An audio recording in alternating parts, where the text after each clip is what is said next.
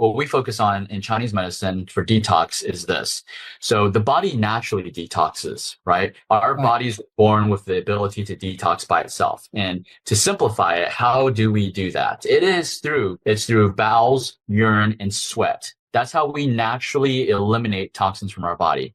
We have organs within our body that help process the toxins and puts those toxins to the bowels, urines, and sweat. Right.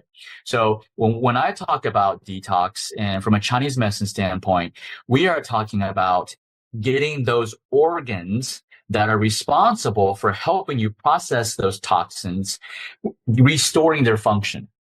So we're restoring your detox organs functioning so that they can start cleaning up your body again by itself, without outside interference, without outside help. Let's look at all the organs that are supposed to be detoxing your body. Why aren't they doing it by themselves? And let's help them restore their function.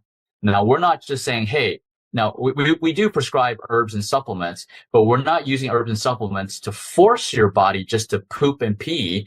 We're actually using herbs and supplements to restore those functions. Everybody knows the liver detoxes. So let's just use that as an example. We are using treatments to help restore your liver function so that it can detox your body by itself.